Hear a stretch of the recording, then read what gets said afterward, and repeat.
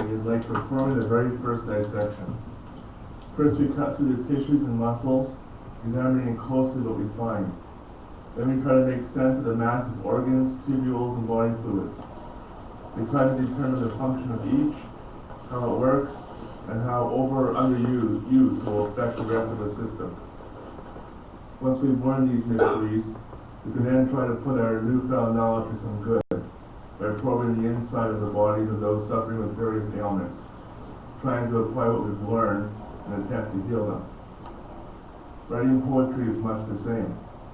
First we cut through all the defense mechanisms, listening closely to our hearts and our souls. We try to understand what we are feeling and why. We try to make sense of our pain and our fears. We try to rationalize our guilt and cope with unpleasant feelings. We look deep into ourselves to find the answers to our most heartfelt questions. And when we've figured out what we're feeling and how those feelings affect our lives and what has caused them, then, and only then, can we apply what we've learned and attempt to help those whose road is a little less traveled or whose walk is a little more difficult. The poem, like the final operation, is a total sum of a lot of effort and careful thought. It is a combination of expertise from many and a mosaic of ideas for every situation. It is the final stage in healing.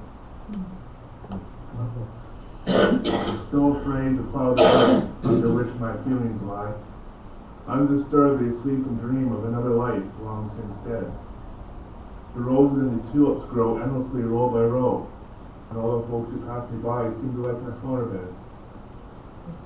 But soon the bloom shall wilt away, the ground is hard and dry, like shale.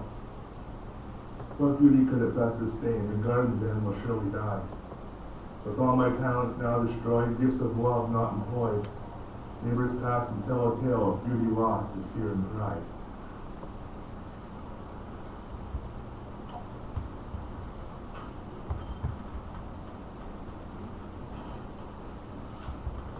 Just to let you know that the poems that we're reading were all written by Jean.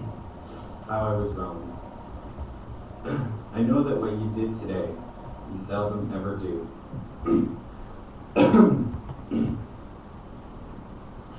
By taking a risk, revealing the facts, you've let the love shine through.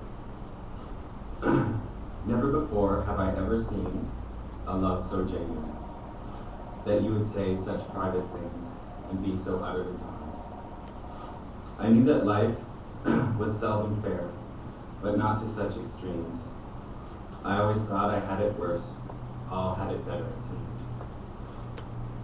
But now I see I'm not alone. There are those who've been through worse. If I stick with them and be their friend, they'll help me through my curse. I can tell from what you've said that you have been through hell.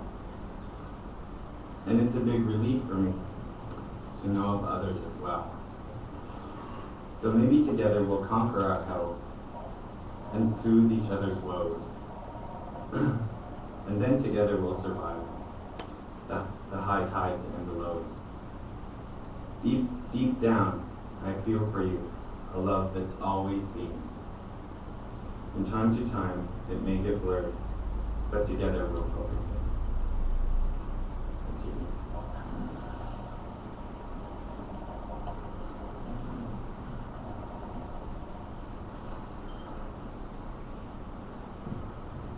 An experience of love.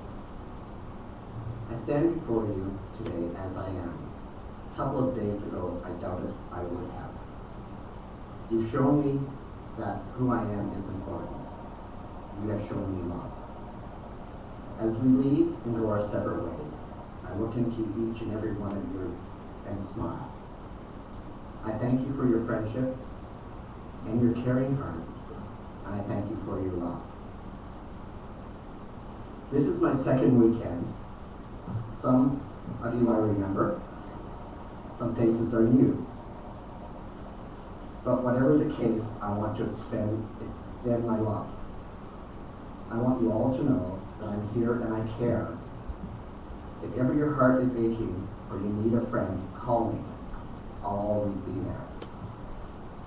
Each of you is special, and I feel privileged to have met you. When I go home today, this experience is over, but the memories and friendships and love will always be part of me forever. The chance to get together in a lifelong friendship made, to take the risk and open up and know that we are safe. To share our deepest feelings with others who will lend a listening ear, a caring heart, for whom we can depend.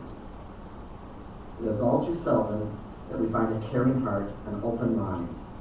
I have found it here, and I want to say thanks for two terrific days. This is a little benediction. I always close my healing services with my healing services.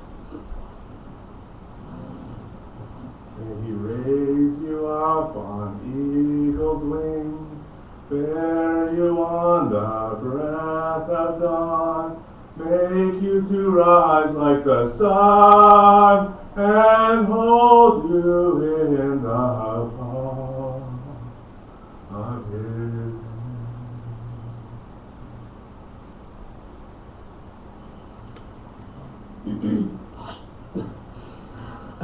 He's calling.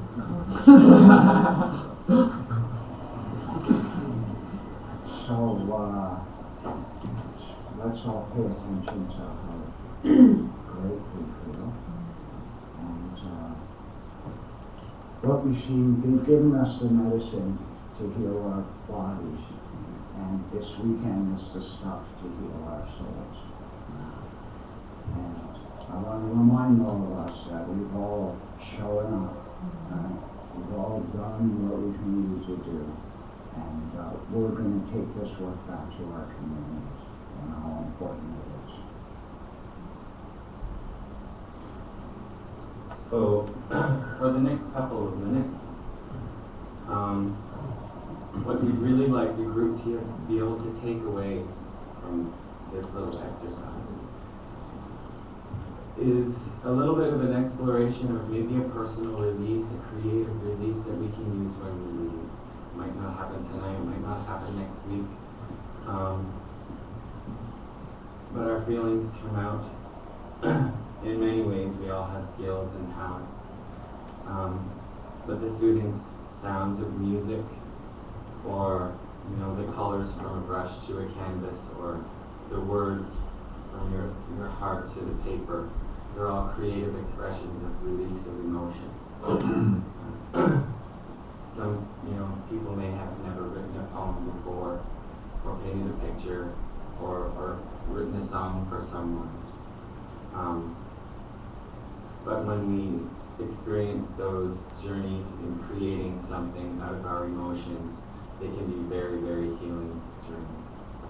So, when we first gathered, one of the first things that our facilitators actually asked us to do was to write down in our journal a couple of things. One was a goal that we had for this weekend, and the other was a fear that we had. So we're not asking the group to discuss those, but we're asking the group to recall that moment and maybe how they felt and what they wrote down in their journal. And for the next about 5 or 6, 7 minutes maybe, we're going to play some reflective music, again reflecting the many extraordinary talents that we have in this group. Every one of us is talented and special and genuine. And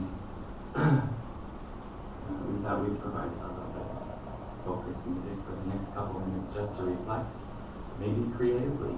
Get out your journal if you'd like, maybe jot down a couple of lines, maybe draw a picture, maybe just sit and silently reflect on the music. That's what we'd like you to do.